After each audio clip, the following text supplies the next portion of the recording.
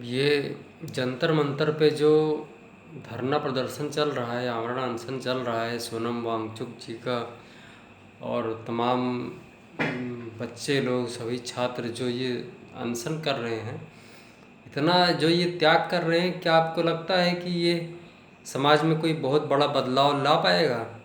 अगर मान लीजिए, वैसे तो ये निकम्मी कामचोर सरकार है, बल्कि ये इसको ये क्या कहा जाए कि ये यहूदी पूंजीपतियों की पालतू सरकार है। ये इनका टोटल इनका एजेंडा है। जो यहूदी पूंजीपति हैं, उनका उनका लाभ उनके लाभ के लिए केवल ये सरकार काम कर रही है। और अगर मान लीजिए, ये जो भी ये धरना प्रदर्शन पे बैठे हुए हैं बच्चे, सोनम वांगचुक जी, अगर इनकी बात को ये मान भी लेते हैं, तो क्या आपको लगता है कि समाज में कोई बहुत बड़ा परिवर्तन आ जाएगा? अगर इनकी ये जो है, जो पेपर लीक का मामला है, अगर इसको इसको सही कर दिया जाए, पेपर लीक बंद हो जाए, तो इससे कितने बच्चों को फ़ायदा होगा? केवल 0.01% बच्चों का ही फ़ायदा होगा इससे। क्यों? क्योंकि जितने भी फॉर्म निकलते हैं, जितनी भी वैकेंसी रहती है नौकरी के लिए, उसमें केवल जो है 0.01% का ही सिलेक्शन होता है। आप आंकड़े उठा के देख लीजिए, थोड़ा सा कम ज़्यादा हो सकता है, लेकिन केवल 0.01% जो है छात्रों का ही सिलेक्शन होता है किसी भी जॉब में, सरकारी नौकरियों में। तो बाकी के बच्चे क्या करेंगे? क्या वो बेवकूफ़ हैं?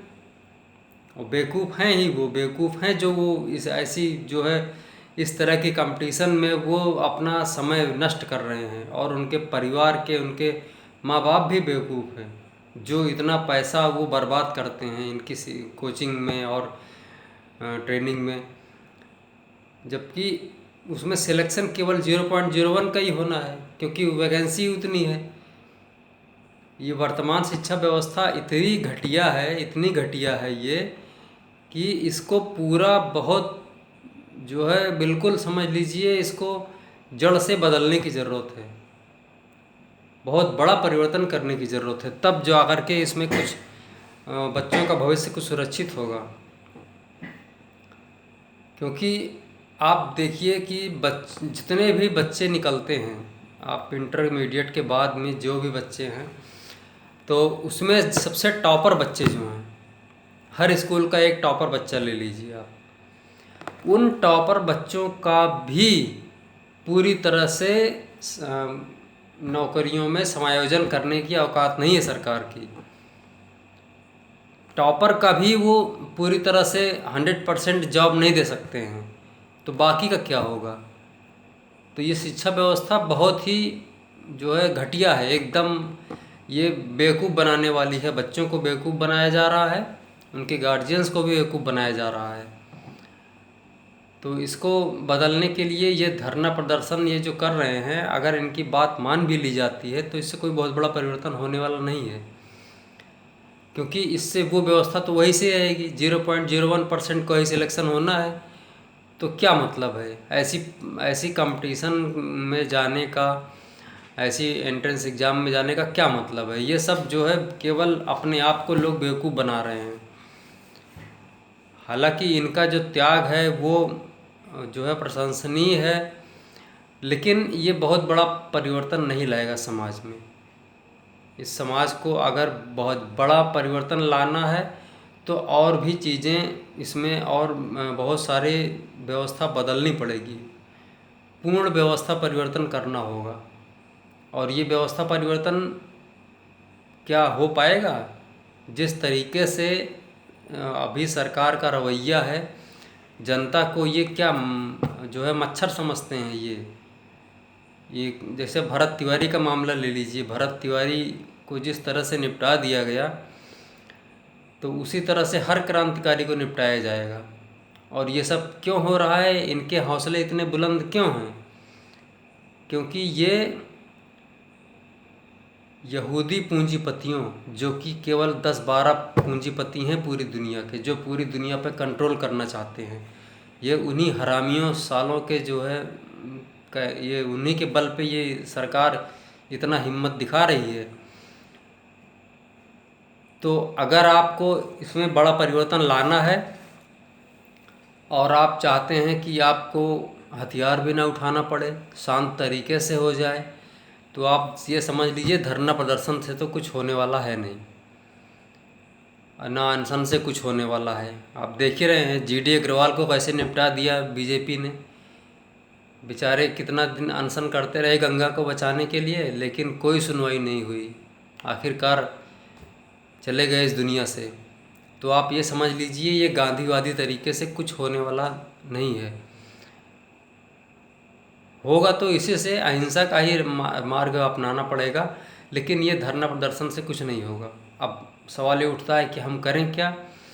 तो करने के लिए हमारे पास सिर्फ एक तरीका है कि हम जो आर्थिक रूप से इन सरकारों को हम जो मजबूत कर रहे हैं वो हमें रोकना पड़ेगा। क्योंकि ये जो 12-13 फैमिलीज़ हैं जो पूरी दुनिया को कंट्रोल कर रहे हैं, Rothschild, Rockefeller, Bill Gates, Warren Buffett, और जो ये अमेज़न का मालिक है, और एक पीटर टील, ये सब जो है जितने भी हैं ये सब पूरी दुनिया को कंट्रोल कर रहे हैं। और ये एक तरीके से समझ लीजिए वही जो जैसे अंग्रेज़ों ने भारत को गुलाम बनाया था, वो वही चीज़ अभी भी कंटिन्यू जारी है, उसमें कोई भी परिवर्तन नहीं हुआ है, बस थोड़ा उसका स्वरूप बदल गया है। तो अगर हमें इससे जो है बचना है, हमारे बच्चों को, आने वाली पीढ़ियों को बचाना है, तो हमें एक बहुत ठोस कदम उठाना पड़ेगा कि हम जो बैंकों में पैसा जमा कर रहे हैं, अपनी गाढ़ी कमाई जो बैंकों में जमा करते हैं, उसको हमको निकालना पड़ेगा। क्योंकि बैंकिंग सिस्टम पूरा जो है, पूरी दुनिया का हर देश का बैंकिंग सिस्टम ये जो है इन्हीं पूंजीपतियों के द्वारा चलाया जा रहा है। ये सब उन्हीं लोगों का पूरा खेला है। तो बैंकिंग व्यवस्था में से आपको पैसा निकालना पड़ेगा। और ये जो आप लाइफ इंश्योरेंस और स्वास्थ्य बीमा और जीवन बीमा करवाते हैं, इसमें अपनी गाड़ी कमाई जमा कर रहे हैं, ये इन हरामियों को जो है ताकत देता है। ये जो हमारे यहाँ जो ये भरत तिवारी को टपका दिए, इनकी हिम्मत इतनी कैसे हो गई, कैसे इतने इनके हौसले इतने बुलंद कैसे हैं। सोनम वांगचुक को भी जो है बताइए, वो गांधीवादी तरीके से जो है अनशन धरना कर रहे थे, उनको बताइए जेल में डाल दिया गया। जीडी अग्रवाल को कोई सुनवाई नहीं हुई, बेचारे मर गए। तो इन हरामियों से निपटने का अब एकमात्र तरीका है, आप घर बैठे आप ये कर सकते हैं, आप बैंकों से पैसा निकालिए, थोड़ा सा पैसा रखिए जितने से आपका बिजनेस रनिंग में रहे। बाकी जो आप जो है उसमें जमा कर देते हैं वो आप निकाल लीजिए, आप उससे सोना खरीद लीजिए, चांदी खरीद लीजिए, और कुछ सामान खरीदिए, अच्छा भोजन करिए, ऑर्गेनिक खाना खाइए, उस पर इन्वेस्ट करिए। जैसे आपका एक फैमिली डॉक्टर होता है ना, आप एक फैमिली किसान जो है उसको आप सपोर्ट करिए, उसको आप पूरा फाइनेंशियल सपोर्ट करिए, उसको मदद करिए, आप उसको पैसे दीजिए, आप उससे कहिए कि आप हमारे लिए ऑर्गेनिक खाना उगाओ, केमिकल फ्री। तो केमिकल फ्री खाना पे आप खर्च करिए, बैंकों में मत जमा करो। ये बैंकों में जो भी आप पैसा जमा कर रहे हैं, जीवन बीमा में जमा कर रहे हैं, म्यूचुअल फंड में जमा कर रहे हैं, शेयर मार्केट में लगा रहे हैं, इससे इन हरामियों को ताकत मिल रही है। इनको अगर आप इनको धूल चटाना है तो आपको ये सपोर्ट निकालना पड़ेगा। आप वोट दो, किसी को भी दो, वोट देने से कोई फ़र्क नहीं पड़ता है, दो चाहे ना दो, लेकिन जो आप ये टैक्स दे रहे हैं इससे बहुत बड़ा फ़र्क पड़ रहा है। इससे यही लोग जो आपसे टैक्स ले रहे हैं, यही साले आपकी गांड मार रहे हैं। तो आपको ये समझना पड़ेगा, अगर आपको ये सब व्यवस्था बदलनी है, बच्चों का भविष्य सही करना है, तो ये शिक्षा व्यवस्था पूरा बदलना पड़ेगा। ये जो नंबर की ये जो महंगी महंगी किताबें, कॉपियाँ, बताइए नर्सरी के बच्चों की 300 रुपये की किताबें आती हैं, क्या मतलब है? ये बेवकूफ़ी है, नॉनसेंस।